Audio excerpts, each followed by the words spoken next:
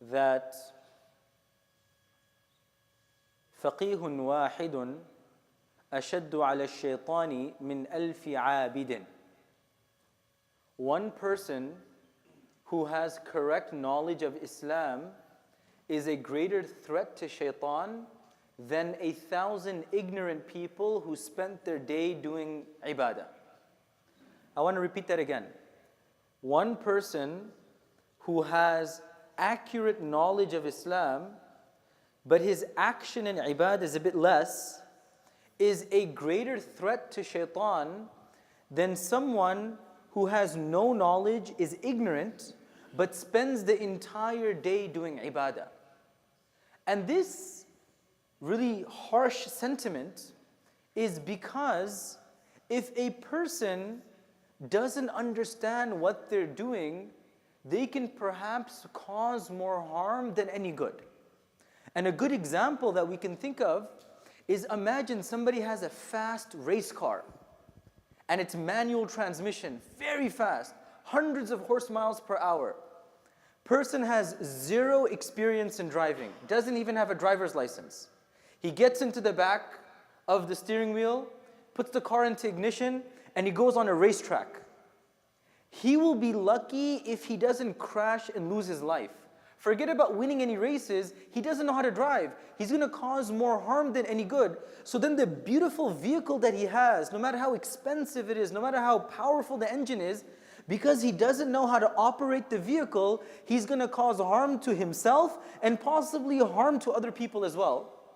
Next to that, you take an old car from the 80s that just about runs, but then you get an experienced, seasoned driver behind the wheel. He will take that car from start to finish quicker than anybody who has no knowledge. In a very similar fashion, we could be doing ibadah our entire day, but if we don't have the knowledge of how to do our ibadah properly, we may not be getting the reward that is needed. This entire week, I want to emphasize a very important point, and that is tahara, purification.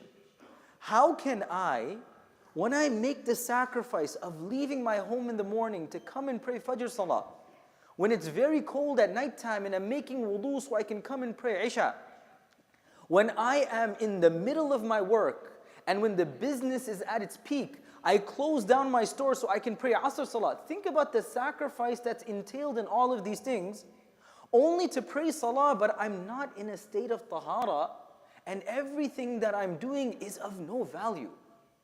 So there are a few things that we need to be aware of in terms of our tahara, our cleanliness in terms of our prayer. That's the one thing we're going to talk about this week, inshallah. Two parts. Number one, purification in the bathroom. And number two, purification when we're making wudu. And for some people who may think that this conversation is a bit sensitive, that why are you talking about cleanliness in the bathroom? People may feel uncomfortable. No. Nabi sallallahu alayhi wasallam was never shy from these very important issues. Inna Allah la yastahi. Allah subhanahu wa ta'ala doesn't shy from these very important issues. And this is not only a conversation we need to have as a community, as a family, we need to talk to our children. We need to talk to our spouses. Who's going to educate my child who is reaching a state of maturity and nobody's telling him about what's purity? What do you do when you're in the bathroom? What do you do when you have a particular type of dream? How do you shower? How do you make wudu? All of these important conversations, we can't just expect our children to go to the masjid and somehow they're going to get educated. The responsibility of educating ourselves and our family on these sensitive matters, more important than an imam, more important than a sheikh, is myself as a parent. I need to sit down with my children and have these conversations. My wife needs to have a conversation with my daughters. I need to have a conversation with my son that when you reach a certain age of maturity, how do you stay pure?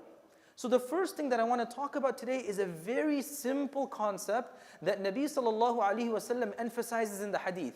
He says, "Istanzihu minal bawli," that when you are relieving yourself in the bathroom, make it an utmost urgent priority that no impurity gets on your clothing and your body.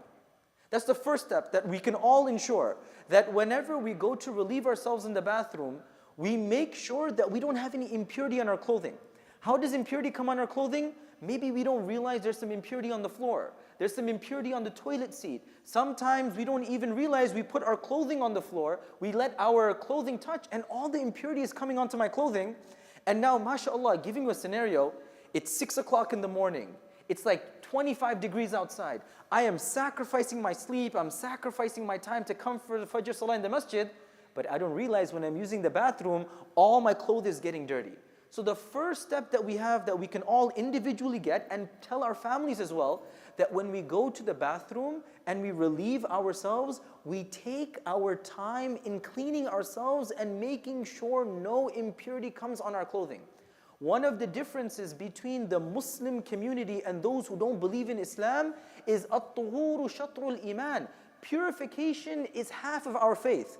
People who don't believe in Islam, if you ever have gone to a gym or if you've ever gone somewhere, the clothing is so dirty, so filthy because everything happens in their clothing. There's no concept of purification. But as a Muslim, my clothes are always so pure that at any moment, whether I'm touching it or not, I am confident that this is not dirty at all. Certain people, they don't have the confidence of people coming close to them because they know, nothing is clean, nothing is pure. As Muslims, tahara and purification is very important. We're going to talk about many things, but the one thing I just want to emphasize today is when we go to the bathroom, we have to relieve ourselves. Just make sure that no impurity gets onto our clothing or on our body, and if it does, let's clean ourselves before we leave. Sometimes we get into the bathroom and less than 6 seconds we're already out. How is that even possible? How is that possible that I go inside and I come out? I need to go inside, make sure everything is clean, make sure the toilet bowl is clean, make sure I relieve myself properly. When I get out and I go, make sure nothing gets onto my clothes, make sure I wash my hands, and then we go from there. May Allah subhanahu wa ta'ala give us all the tawfiq of remaining pure so that our ibadah is accepted and so that the angels enjoy our company as well. Ameen ya Rabbil Alameen. Inshallah, after the remaining sunan, we'll have our weekly hadith session. Everyone is requested to participate. Jazakumullahu khairan.